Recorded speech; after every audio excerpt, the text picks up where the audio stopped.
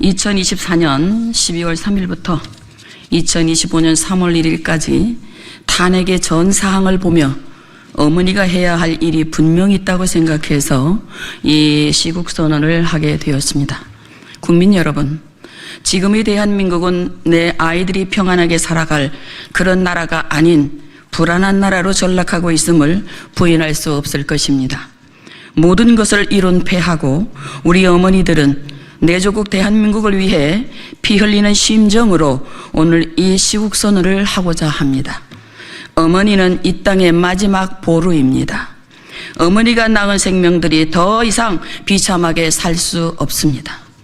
가정이나 사회나 국가의 기본 정서가 무너지면 그 사회와 국가는 무너지게 되어 있습니다. 대한민국이라는 국호가 만들어지기까지 우리의 오랜 역사가 있습니다.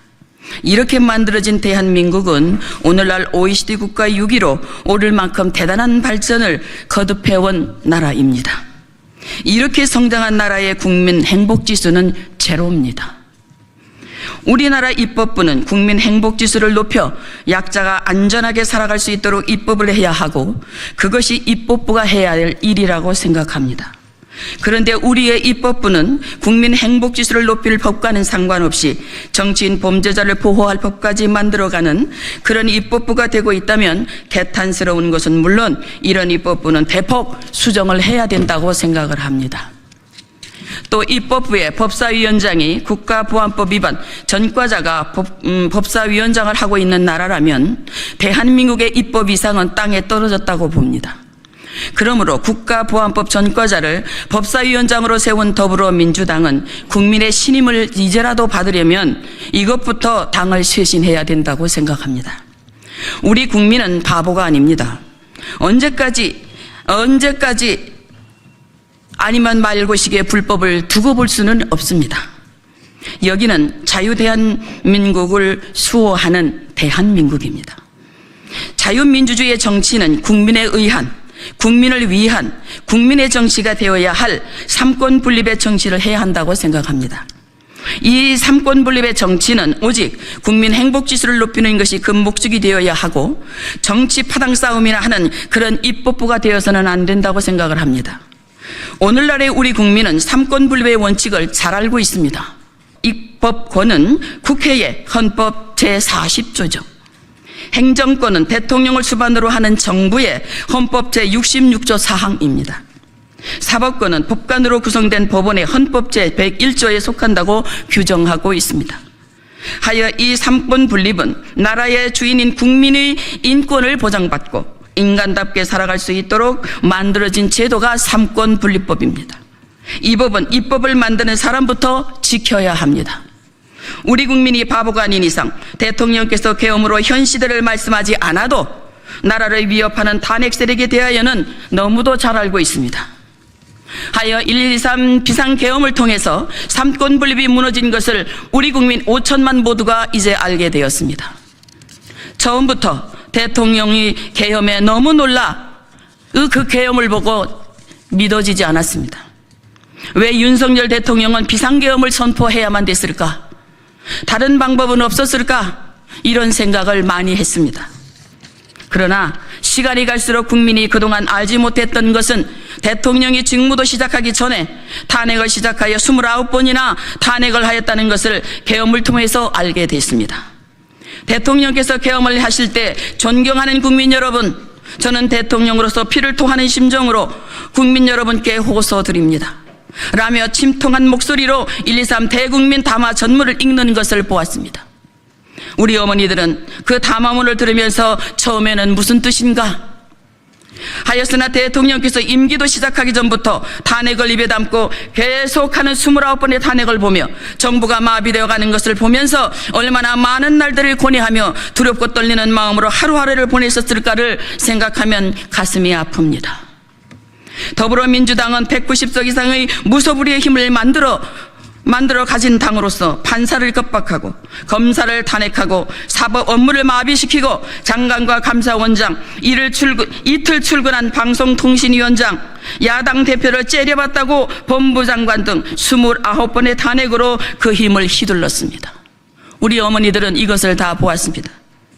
또 국가 본질 기능을 유지하기 위한 마약 범죄 단속, 민생 치안 유지를 위한 예산을 전액 삭감하여 국가 본질 기능을 훼손하고 대한민국을 마약 천국, 민생 치안 공황 상태로 만들었습니다. 또 다수의 야당은 2025년 예산에서 재해대책 예비비 1조 원, 아이돌봄 지원 수당 384억 원, 청년 일자리 등 4조 1천억 원을 삭감했습니다. 그리고 추경을 이야기합니다. 우리 국민은 바보가 아닙니다. 이율 배반적인 정치를 하는 이런 지금 상황을 우리 국민이 보고만 있을 것 같습니까?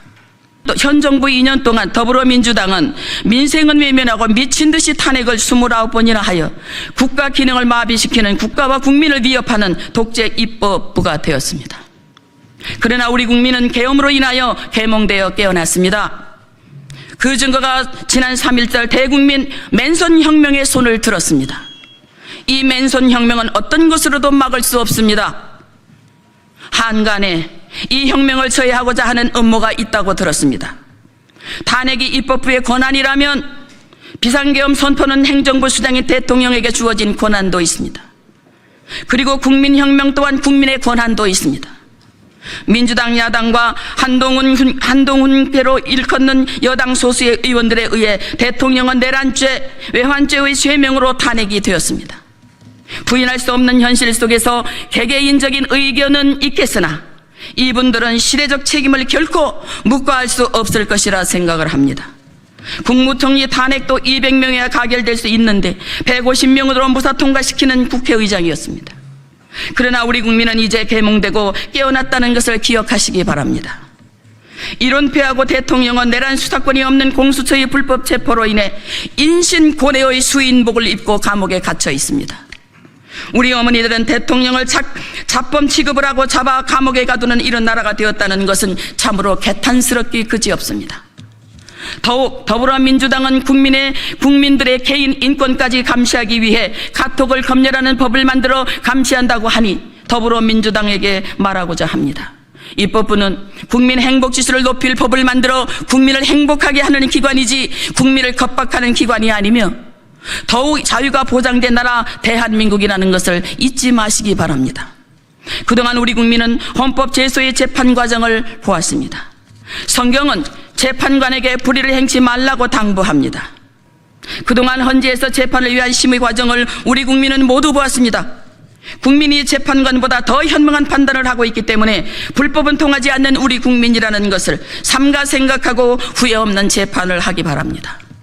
오늘날 가장 존경받아야 할 재판관들의 권위는 땅에 떨어지고 그들은 더 이상 존경받는 대상이 아닌 가장 불행한 재판관들로 전락하는 모습을 보았습니다. 이재명, 한동훈 등 의원들을 체포하라는 명단을 왼손으로 썼다던 홍장원 메모는 그의 거짓말로 신빙성을 잃었습니다. 우리 국민은 매스컴을 통해서, TV를 통해서 다 보았습니다. 극심한 심리적 압박을 받고 있는 곽종군 전 사령관에게 내란 세력으로 엮이게 될 것이라며 공익제보자로 해주겠다며 회유한 민주당 세력이 있었다는 것이 사실이라면 그것은 반드시 수사하여 누가 회유했는지 반드시 밝혀야 합니다.